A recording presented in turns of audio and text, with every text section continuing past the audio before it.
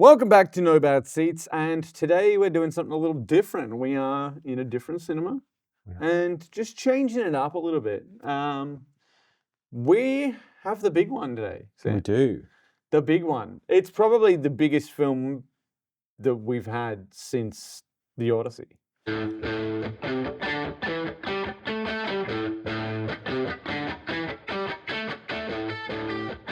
I mean, yeah, which wasn't that long ago. It was This is. We didn't have a film out last week, so Yes. it's the only film we've had since The Odyssey, but it is probably significantly as bigger. It's huge. I think this one is going to be top of the box office. Like, it's looking to top the box office for the year in its first 4 days. Yeah, which is nuts, insane. I don't know that it'll do that. I think in its first 4 days, I think the biggest box office for the year so far is Toy Story or Michael, and both of them are sitting at 1.1 billion. Okay. I heard that this was looking at about 800 mil in its first 4 days. In its first 4 days, which is crazy. Yeah, it should top the box office for the year. And yeah, we got to see it last night, which is fantastic. Thank you, Sony Pictures, for the invite. We got to go to Melbourne and advanced screening and see it. Yeah, see it early. And yeah, I mean, what do we have? We've got a lot to talk about. A lot to talk about. I don't know. Are we going to get into spoilers later? No, I think let's leave spoiler territory out of it. I don't want it to go on too long, and I don't want to spoil anything for people. Granted, we could probably do it because I feel like by the time the people are listening to this, they've watched Spider-Man. Brand new day. We've got a lot of people coming tonight, a lot of people coming to see it over the next few days, so that's exciting. But Spider-Man brand new day. Let's kick it off. Did you prepare? No. Okay, I prepared. I watched the 3 Tom Holland Spider-Mans prior. I did not watch Infinity War, Endgame, Civil War, any of the previous movies that he... I was going to say, what level of preparation? There's I did 37 movies and 43 TV shows. Just preparation? I did Homecoming, Far From Home, and No Way Home. I did all the homes. Yes. Yeah. I sort of laughed between Homecoming and No Way Home, Homecoming and Far From Home, because Infinity War and Endgame happened between those films, and there's a lot of assumed knowledge going into Far From Home. Yes. Again, where it's just no, you have to have seen all of the Marvel films prior to this, and you're like, that's right. So that's certainly something. I think a plus for Brand New Day is that it doesn't quite feel like that. It doesn't feel like it's super connected. Yeah. As much as there is a lot of characters that appear, it doesn't feel like you need to know everything. Yeah, well, let's go back. I suppose that leads into No Way Home, right? No Way Home ends, obviously, or ends with Peter having the world... Doctor Strange casts a spell that forgets who Peter Parker is, which saves the world, but means that he isn't known by anyone. MJ forgets him.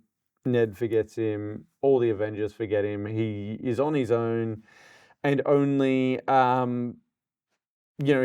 then goes in... Does Doctor Strange still remember him, though? No? Okay. Nobody remembers who he is. Yeah, right. Everybody remembers Spider-Man. Yes, yeah. But no, it's Peter Parker has been erased, not Spider-Man. Yeah. So obviously he goes back. He's like, yep, I'm going to go tell MJ and Ned. Both, ultimately decides not to tell either of them at the end of the last movie, and that's where we kick off here. He is then progressively watching them, and we sort of get that little bit of a montage that we've seen in the trailers of him watching Ned and MJ.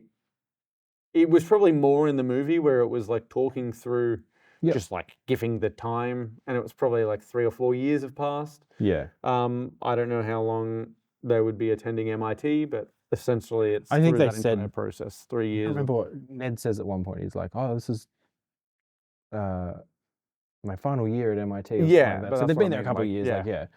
So I feel like it's probably 3 years have passed. Yeah, he's been living alone. No one knows doing who he his is. friendly neighborhood Spider-Man Exactly. deal. Yeah. So that's sort of where we kick off the film. You get sort of dropped into a bit of a montage at the beginning with of what he's been doing. Yeah, and you get a lot of those characters that don't really deserve a full movie, but we get Tombstone, Tarantula, and Scorpion gets a bit more, and he's obviously beaten it in the past. But they do that thing that they've shown in the trailers of them and made a big deal of them, like recreating the comic posters or the comic cover art. Yeah, and like there were some cool scenes. It was, I was wondering whether that was how it was going to be done. Like, I think a lot of people said that. They were like, I reckon this is just going to be a montage. Like, these characters aren't gonna like bloat the movie because they're going to be there for 3 seconds. Yeah, and pretty much, pretty much what it was. The scenes looked cool, and I was telling you that there was some behind the scenes features about how they shot some of these because they were using like 240 frame a second cameras to capture these motions so that they could cut it to slow-mo and try and like recreate these images. Which is really cool. So because they kind of look like when you see in like a documentary in that where they take a still image and they separate it from the background, and they just make it like slowly move away from it. Like that's very much the look you're getting. So it kind of feels like it's coming off the page. Yeah, exactly. And like that's probably I don't want to say like it's the worst CG of the film, but like that's where it's noticeable. But as I said, it does feel like that was the intention, to make it feel like it's coming off the page or feel like it's not exact realism because it's supposed to be recreating this thing. And they've done enough in the marketing where they probably didn't spend a lot of time on those parts because they're like, this is going to be 10 seconds. Yeah. We don't need to spend all the time on that versus what we need to actually spend our CG time on. But yeah, like, and I think one of the biggest things for this film is that it feels very old school and practical. And there's been a big push in the behind the scenes marketing as well that they have done a lot of stuff practical. It wasn't all soundstage. It wasn't all green screen. It's like minimal CG. A lot of that sort of invisible CG where it's just like taking wires out and stuff like that because he's actually swinging around and jumping off of things and doing all this. And I think it just, the Odyssey, the Obsession, those movies have shown us this year that like filmmaking's still alive. And like real filmmaking's still alive. Like give us this. This is what we want to see. And I think it'll be interesting to see how like Doomsday goes, because I think Doomsday is going to be very heavily, not just heavily CGI, but very soundstage comparative. And I'm like, I'd be interesting to see the feel in that. We talked a little bit about like No Way Home. I really loved No Way Home, but there's things I dislike about it where it feels like a COVID movie. It feels like it was made during COVID on like lockdown sound stages. There's lots of stuff where you're looking at it and you're like, I can tell this is not a real set. It's so this movie doesn't feel anything like that. It feels like we're in New York City. And we weren't. We were in Glasgow for a lot of it. Yeah, that's interesting. But it definitely does feel like that's the case. There's a lot of these elements that sort of play into it that, I think this is something that for Spider-Man that I sort of feel like has been missing. I mean, we've had Homecoming and Far From Home. He spends the entire time in Europe. And, that movie, again, rewatching it the other day, I was like, people hated this movie, but this is actually a lot of fun. And then No Way Home. Like, New York's always there, but New York's never really been like a big backdrop of the films. Even in Homecoming, which I would argue is the biggest one, and then we have like the Staten Island ferry scene and all of that sort of thing. It never, like, he was in Queens for a lot of it. Like, it never really felt like here he was just swinging around the streets of New York. Whereas like immediately here we get, he's in New York, he's doing his thing. He's living in a shitty apartment, and I will say it still doesn't feel quite as like low tech as, well, not even low tech, but it doesn't feel quite as like amazing and like that's New York as like Raimi's Spider-Man's. Like I just think in like those scenes of Spider-Man swinging around New York in the Raimi Spider-Man, they're actually in New York, and they go past the Empire State Building, and you're like, oh wow, like this all looks amazing. Like a lot of that sort of stuff, and it is felt hard very like stock footage though. That it is hard when you've got this established version of New York in where there's like Avengers Tower and all of these other elements that don't exist externally, and like that's what your skyline looks like. And you know, all of that sort of thing that then needs to play into it. So it is definitely interesting how, but it just like, it still felt like, you know, he's walking around, there's like bodegas and delis and things like that Yes, he's yeah, like yeah. dealing with. He's just sitting in these like small. I loved that he is, you know, like his only human communication is like on the phone to the cop. Yep, who doesn't know his identity. Who doesn't know his identity, and he's just like having a full-on conversation, but like that's his only human connection. Yeah. That's the sort of stuff. Like there was a lot of stuff where I really felt like this was like peak how I understand Spider-Man, because obviously the 3 Spider-Man movies we've seen with him has been either, you know, it's the scale of has been so much broader than what this was in that sense. I think the issues with the earlier Spider-Man movies is like they put too much weight on Spider-Man. Like Spider-Man is traditionally kind of like not a small town hero because he's in New York City, but like he's in New York and that's it. Yeah. He's not saving the world, he's saving New York. Yeah.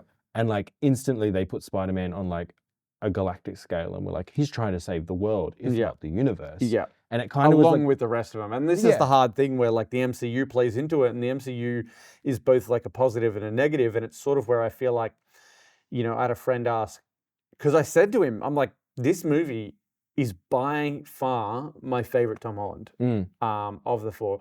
And he said, does it compare to Spider-Man 2?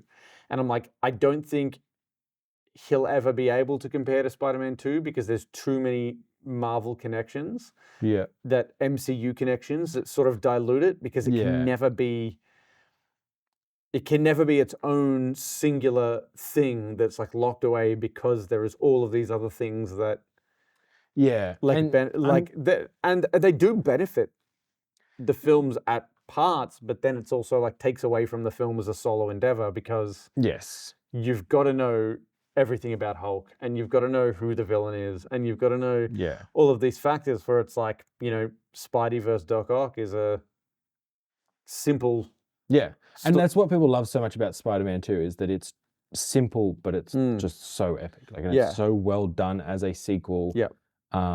It has that perfect arc of like he's on top of everything and then he's not on top of everything. And I would say there's a lot of similarities to this movie, which I think a lot of people will draw, that it is a very similar story in terms of the whole, like him struggling with his powers and what's going on with his body and all this type of stuff. But I don't like this. For me, this is also, I think it's the best Tom Holland one. Like I said, I really like No Way Home, but there's a lot of drawbacks on that movie that I dislike, even though I love it so much. And I think this one, as a solo movie, easily, this one feels like a Tom Holland Spider-Man movie, whereas the other ones have felt like Spider-Man movies. Like, but there's a guy called Tom Holland in the suit. Whereas this feels like his movie this time. He definitely like established Peter Parker completely different. Like it feels like he was way more involved in the decision making behind what Peter Parker is, who he is, all of these sorts of factors that came into play that I don't think, like, he maybe didn't have that much sway for the first few.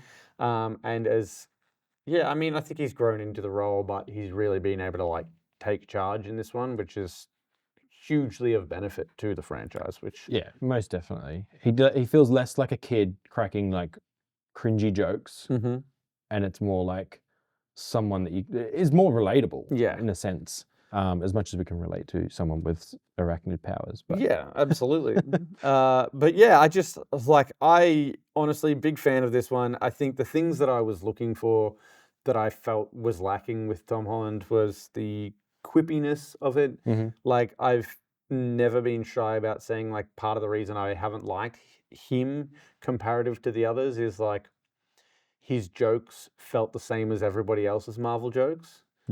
And that's not how I perceive Spider-Man. Like, Spider-Man is usually the one that's like, but all of his jokes sort of felt like it was more about him being ignorant rather than him like making, like, I don't. It always felt like he wasn't part of the joke. The joke was that he was saying something that was like funny. This old movie called Star Wars. Yeah, and things that's like that. Yeah. exactly. Like he was saying something sincerely, and you're going, "Oh man, that's cringe. She's young." Yes. And that comparative to this, where he's like actually making statements that are sort of like, because that's his nature to make these jokes. Yeah. And do that felt more real to me. The swinging stuff, I think we got for the first time, like some really cool visuals of him. I think we swinging mentioned around on the New way York. down that like a lot of the old stuff very much felt like here is a very obvious Lots of CGI, wide shots. Yeah. and then all of a sudden Tom Holland like runs into frame all puffed and stuff like that. Whereas this felt a lot more like he was like connected to it all. Yeah. And there was still like some obvious, like there's obviously CGI used in this movie, like there's no doubt about it. But a lot of it just felt so much more grounded, so much more real. Yeah. And just, I think that really like, it just adds to it. It makes everything better. So another thing we've obviously seen from the trailers is that we're going to get Spider-Man fighting Hulk in this movie. Mm-hmm. Seeing Hulk as Hulk again, not as Professor Hulk, was probably one of the coolest moments in the film for me. I'm like, it's been a while since he was like Hulk. I hate Professor Hulk. I don't think I'm alone in that either. No, I think people are pretty well over it. It was like cool for like one movie, and then I was like, can we be done with this? Yeah, he doesn't need to be handing sandwiches out all the time. You know? I was like, come on. Like, I loved seeing Hulk come back. And he like, I think everyone in the theater was like, he's big. He's massive. Yep. And but you know, even Spidey says that. He's like, I didn't know you could get that big. Yeah. So that was really cool. I was a bit worried about Mark Ruffalo being part of it, about John Bernthal, like about just again all of those MCU connections. I actually think that the payoff with Hulk like made sense, because it was sort of like, you know, we're obviously seeing Peter with his organic webs and like the changes that he's like evolving as Spider-Man, and that's sort of reflected in the Hulk of it all. So that makes sense that we're seeing that from a story standpoint, because it's like he's gone here to be like, they tied his character into the story well. It wasn't just like, and here's Hulk. Yes. Which I think they've been, you know, they've definitely done in the past with different characters. I really enjoyed Punisher. I was a little bit worried about Punisher being in the film. Not because I dislike John Bernthal or Punisher or anything. I love John Bernthal. I think he's a great actor. I think he's a fun actor. But I really liked his addition to the story, and I liked the like touch of darkness and like more adult side of things that he brought to it. It's very good. Like there's a lot of stuff that, you know, it's just like implied history that you pick up immediately that they've got this connection, and it feels genuine. Immediately. He got his own TV show, didn't he? Yeah. See, this is how behind I am on the TV shows. I don't think I remember seeing him in Daredevil. And then I don't think I watched the series. But now I want to watch the series of Punisher, because I was like, I really enjoy this take on him. Like, he's good. But yeah, I think the fact that there's this implied connection, and that they sort of keep talking about it, and you get this almost like brotherly relationship with them. It's not like, I was a little bit worried it was going to be the Tony Stark vibe again, where he's like, oh, you dumb kid, like blah, blah, blah. And it is, but like you said, it's way more brotherly of like, it's like they're taking shots at each other, and they're taking shots at each other in a way where it's like Punisher is the older brother who's like doing the wrong thing, but sort of still wanting to look out for the younger brother, and the younger brother's going, you're doing the wrong thing, I want to look out for you, and like they're like butting heads all the time, and the way that it plays out is great. Yes. What did you think of Ned and MJ in this film? Obviously they get like a big sort of part of it is that he's missing his friends. We haven't seen much of them. I was concerned that it was going to play into it way more than it did. Yeah, it was pretty low key. Like there's a couple of scenes with Ned that I really liked. Yeah, agreed. MJ, not so much. I just was like, oh yeah, she's here. Yeah. Like there wasn't anything super spectacular there that I was like, oh, this is like it was a crucial part of the story. But... there was one scene that and this is going to go into what I was going to say next. One of the faults of the film is I think it's a little predictable. Yep. And like we talked about a couple of the reveals and stuff like that being a little bit like what people were expecting and whatnot. For certain things. There was a couple of times where something started to happen and I was like, oh, I know where we're going now. Yeah. Not to be like, it's not a huge downfall and I was like, oh, I'm annoyed about it. It was like, oh, I get where you're going. Before we reach. Yeah. Like there is a scene with MJ and it like started and I was like, I know this is not it, but like this is not what we're expecting or whatever it was. And just there was a couple of times through the movie where that happened where I was just like, oh, you've said exposition. Like there's a couple of exposition heavy bits where they explain something and I'm like, okay, I get it. Going on. Yeah. Like, and I know that they kind of have to do that, especially with there being so much lore in all of these TV shows, movies, blah, blah, blah. And they're like, we kind of need to over-explain a couple of things so that people go, oh yeah, like. That's right. But it did not lessen the experience of it at all. Like I still loved it and found it super fun. I just was like, oh yeah, I see where we're going. Like, cool. So I haven't done a letterbox rating yet. Have you done a letterbox rating? I haven't. Where are you sitting? In the like 4s. Maybe 4.5, I'm thinking. Yeah, I'm sort of like there. In that spot too. I can't remember what I rated No Way Home. I don't even know if I've rated it, to be honest. Yeah, right. But Behind. I may have. I'm thinking somewhere around like 4 to 4.5. Yeah. It's pretty up there. I don't know if it's a top 10 of the year type of movie for me. It could be.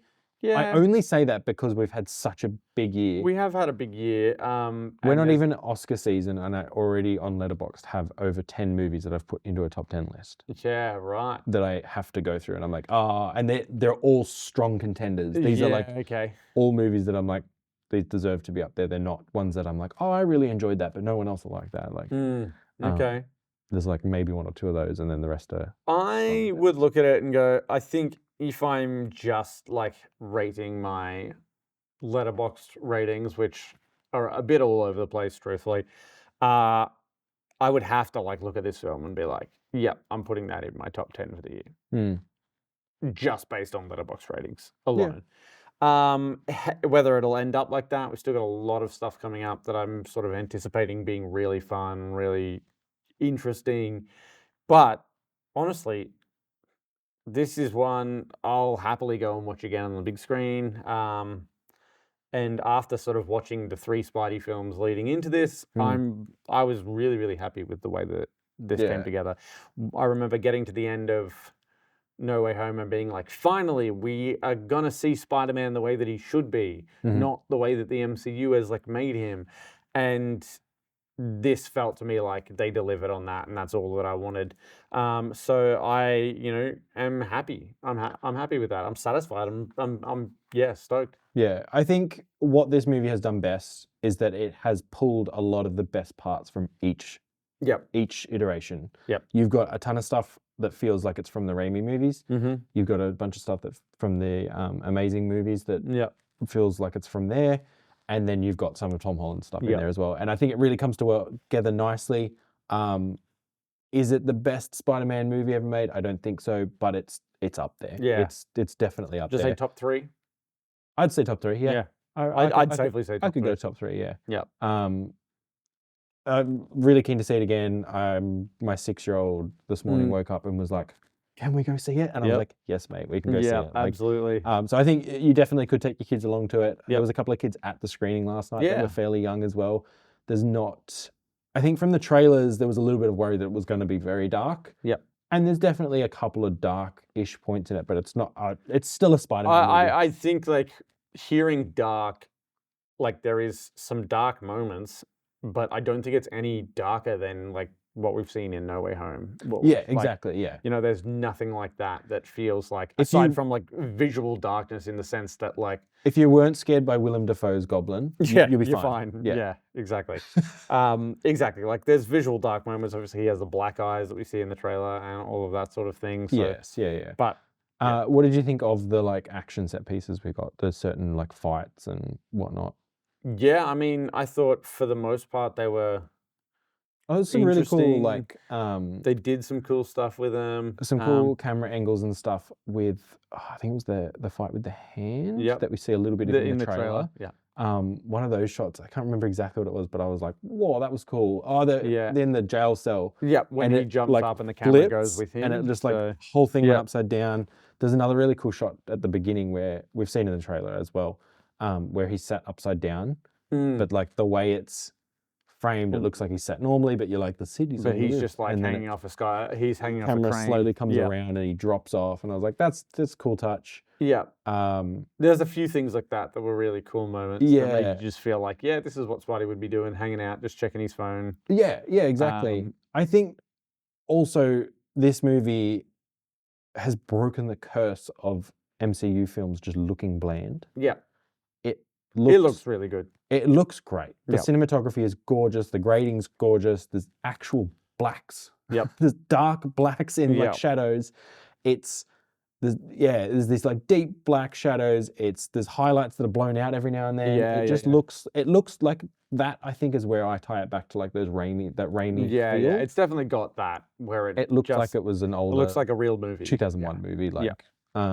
And I love it for that. So there's a lot of winning stuff in this movie for me. Yeah, absolutely. Yeah. Well, I think that's it for Spider-Man Brand New Day. Yeah. And definitely see it in theaters. I think it'll be one of those ones that's going to be in for a while. But the first weekend it's looking like it's pretty packed. So it's whole thing you've got to race the spoilers. The spoilers thing, but also like it's just fun being in a room full of people who are all excited to see the film. Like I'm excited to go to see how many tickets we've sold for the opening night sessions and all of that sort of thing. So we'll see how it goes. But Spider-Man Brand New Day, big winner for us, and see it where you can. Until next time, there are no bad seats when you come to the movies.